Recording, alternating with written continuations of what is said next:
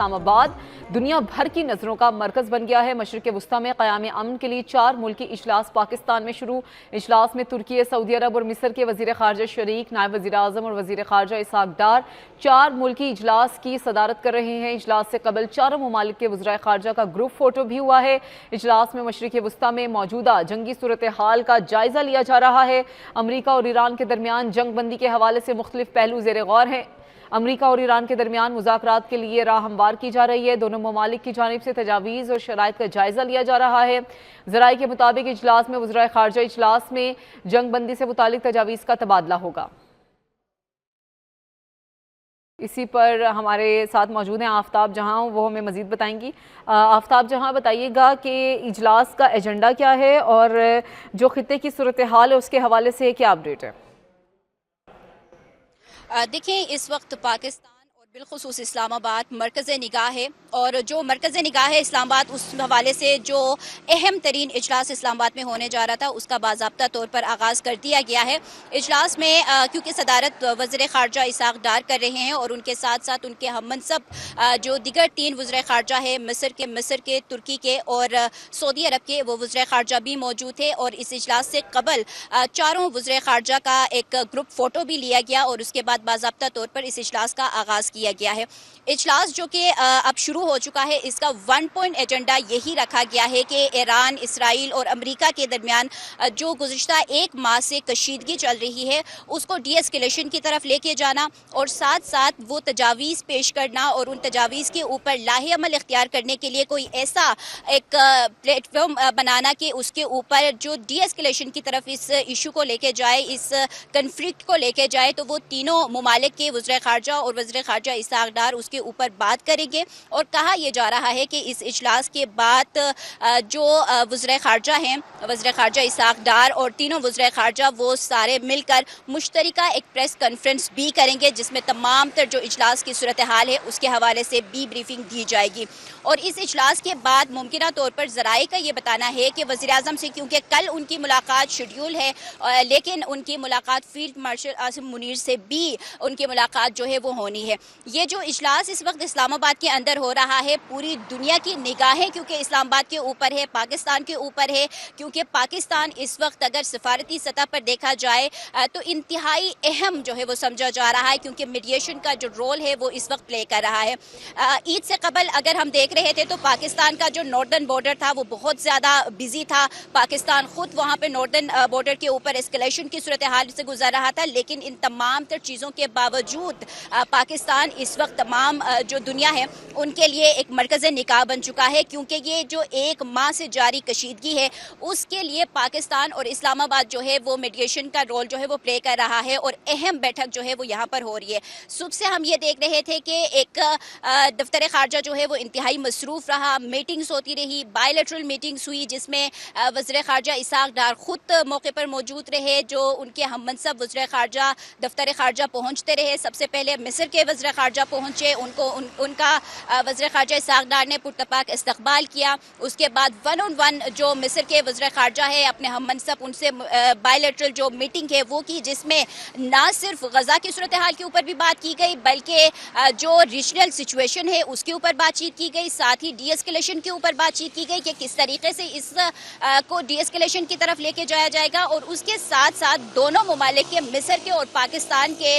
جو تعلقات ہیں اور باہمی تعاون ہے اس کو مزید بڑھانے کے اوپر بھی بات چیت کی گئی۔ اس کے بعد ترکیہ کے وزیر خارجہ حاکان فیدان دفتر خارجہ پہنچے، جن کا اگین وزیر خارجہ اسحاق ڈار نے استقبال کیا اور ان سے بھی 1 on 1 ملاقات کی۔ صبح سے جو دونوں وزیر خارجہ ہے وہ کیونکہ گزشتہ روز پہنچ چکے تھے اسلام آباد پاکستان، تو صبح سے انتظار جو ہے وہ سعودی وزیر خارجہ کا ہو رہا تھا، جو کہ 3 بجے کے بعد تقریباً پاکستان پہنچے ہیں، اور جس کے بعد باضابطہ طور پر اس اجلاس کا آغاز جو ہے وہ کر دیا گیا ہے۔ اب اس اجلاس میں جہاں ایک جانب پاکستان میں یہ اہم ترین اجلاس ہو رہا ہے، تو وہیں پہ پاکستان اس اجلاس کی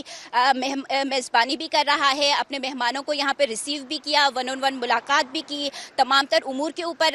تبادلہ خیال کیا گیا، بات چیت کی گئی۔ لیکن ساتھ ساتھ ہم یہ دیکھ رہے ہیں کہ وزیر خارجہ اسحاق ڈار نہ صرف یہاں آئے اپنے ہم منصب سے ملاقات کریں، بلکہ اس تمام تر سچویشن کے اوپر جو چل رہی ہے کہ ریجنل جو سچویشن ہے اس کو کس طریقے سے ہینڈل کیا جائے گا، کیا لاہ عمل بنایا جائے جا رہا ہے اور کس طریقے سے یہ اجلاس جو اسلام آباد میں ہونے جا رہا تھا اور اب جو شروع ہو چکا ہے اس کی تمام تر جو پہلو تھے، تمام تر جو صورتحال ہے، اس سے اپنے ایرانی ہم منصب وزیر خارجہ عباس اراغچی کو بھی آگاہ کر رہے تھے، گاہے بگاہے ان تمام تر صورتحال کے اوپر ان سے بات چیت بھی کر رہے تھے۔ اور اسی کے ساتھ ساتھ اگر ہم وزیر اعظم کے حوالے سے بھی بات کریں تو وزیر اعظم کی جانب سے بھی ایک ہفتے کے اندر 2 دفعہ جو ایرانی صدر ہے مسعود پزشکیان، ان سے ان کا ٹیلی فونک رابطہ بھی ہوا اور اس تمام تر صورتحال کے اوپر ان سے بات چیت بھی کی گئی۔ گزشتہ روز جو وزیر اعظم کا ایرانی صدر مسعود پزشکیان سے رابطہ ہوا وہ تقریباً کوئی 1 گھنٹے کے قریب ان کا ٹیلی فونک رابطہ ہوا ہے، جس میں وزیر اعظم کی جانب سے اس بات پر زور دیا گیا کہ خطے میں امن اور یہ تمام تر جو سچویشن کنفلکٹ ڈی ایسکیلیشن کی طرف واپس اس کو لے کے جایا جائے گا، تو اس کے لیے مل بیٹھ کر بات چیت کے ذریعے اس کا حل نکالا جا سکتا ہے۔ اور اسی ٹیلی فونک رابطے کے دوران وزیر اعظم کی جانب سے جو 1900 کے قریب جانیں ضائع ہوئی ہیں ایران میں، اس کے اوپر بھی تعزیت کی گئی۔ جو ایرانی صدر ہیں مسعود پزشکیان، ان کی جانب سے وزیر اعظم اور پاکستان کے اس ثالثی کے کردار کو سراہا بھی کیا۔ جی اچھا، یہ بتائیے گا کہ ایران کی جانب سے صاف کہا گیا ہے کہ جب تک ہمارے ڈائریکٹ مذاکرات نہیں ہوتے امریکہ کے ساتھ تب تک اس کو مذاکرات نہیں کہا جا سکتا، چاہے بیچ میں جس طرح کے بھی جیسے بھی ممالک ہیں وہ ثالث کے طور پر موجود ہیں، چاہے پاکستان ہے، لیکن اسے مذاکرات نہیں کہا جا سکتا۔ تو کیا پاکستان اور باقی جو وزرائے خارجہ ہیں اس پر کوئی پیش رفت کرنا یا پھر کوئی آگے کی پلاننگ ہے کہ ان دونوں ممالک کو ٹیبل ٹاک کے لیے آمادہ کیا جائے اور آمنے سامنے لایا جائے؟ بالکل، دیکھیں، ایک جانب تو اسلام آباد مرکز نگاہ ہے، اہم ترین اجلاس شروع ہو چکا ہے جس کی صدارت بھی پاکستان کر رہا ہے، لیکن اس کے ساتھ ساتھ بیک ڈور ڈپلومیسی بھی ہو رہی ہے جہاں پہ کہا یہ جا رہا ہے کہ امریکہ اور ایران کے براہ راست مذاکرات بھی ہوں گے۔ البتہ تاریخ جو ہے وہ اس حوالے سے اس وقت کنفرم نہیں ہے کہ کب ہوگا، لیکن ممکنہ طور پر یہ کہا جا رہا ہے کہ نیکسٹ ویک میں موسٹ پروبیبلی یہ جو مذاکرات ہونے ہیں امریکہ اور ایران کے درمیان، جو کہ بیک ڈور ڈپلومیسی کے ریزلٹس میں ہو رہا ہے، وہ نیکسٹ ویک میں اسٹارٹ ہوں گے، جس میں امریکہ کی جانب سے نائب صدر جے ڈی وینس اور اس کے ساتھ ساتھ مشرق وسطیٰ کے مشیر جو ہے اسٹوو وٹکوف، وہ اس میں شرکت کریں گے۔ اور ایران کی جانب سے جو 2 نام سامنے آ رہے ہیں اس میں یہ کہا جا رہا ہے کہ ایرانی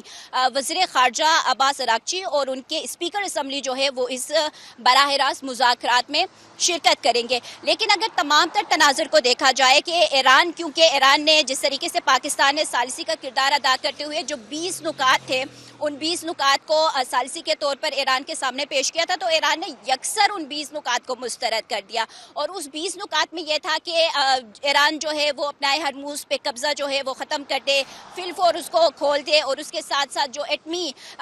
پاورز بنا رہے ہیں یا میزائلز بنا رہے ہیں ان تمام چیزوں کو محدود کر دے یا اس کو مکمل طور پر ختم کر دے، جو حوثی باغی ہیں یا جتنے بھی ان کے پروکسیز ہیں ان کی حمایت کرنا چھوڑ دی۔ یہ کچھ پوائنٹس جو ہے 20 نکات میں یہ آتے ہیں جن کو ایران نے یکسر مسترد کر دیا ہے، اور ایران نے بھی اپنے جو نکات ہیں وہ سامنے رکھے ہوئے ہیں، اور اس میں یہ بھی کہا جا رہا ہے کہ جو ایران نے جتنے بھی عرب ممالک کے اوپر حملے کیے ہیں یہ بھی اس نکات میں تھا کہ اس کو بھی ختم کر دے۔ تو ثالثی کے طور پر پاکستان نے ان 20 نکات کو ایران کے سامنے رکھا تو انہوں نے اس کو یکسر مسترد کر دیا، لیکن اب جو بیک ڈور ڈپلومیسی ہو رہی ہے اور ساتھ ساتھ یہاں پر جس کی سب کی نگاہیں اس وقت اسلام آباد کے اوپر ہے، تو یہاں پہ مذاکرات تو ہو رہے ہیں، لیکن اب یہ جو بیک ڈور ڈپلومیسی کے ذریعے اب براہ راست مذاکرات ہوں گے اس میں دونوں ممالک کے 2 نام جو ہے وہ ہمارے سامنے آئے ہیں، جو کہ موسٹ پروبیبلی نیکسٹ ویک میں بیٹھیں گے اور یہ اجلاس جو ہے مذاکرات جو ہے وہ اس کی جائے گی۔ لیکن اگر تمام تر تناظر میں دیکھا جائے تو امریکی صدر ڈونلڈ ٹرمپ کے جو بیانات سامنے آ رہے ہیں وہ انتہائی اہم ہے کہ کبھی وہ جس طریقے سے ان کے بیانات کے اوپر پھر تجزیہ آ رہے ہیں کہ بہت جلد جو ہے وہ امریکہ اس جنگ سے خود کو بیک آف کر سکتا ہے، کیونکہ جس طریقے سے امریکی صدر کے بیان آ رہے ہیں کہ وہ اب گراؤنڈ پہ بھی اپنے فوجی جو ہے وہ نکالے گا، تو اس کے اوپر بھی بہت سارے تجزیہ کاروں کا بھی اور بہت سارے جو امریکہ کے اندر جو سیاستدان ہیں وہ بھی یہ کہتے ہوئے نظر آ رہے ہیں کہ اگر امریکہ اس وقت میں جہاں ایک تو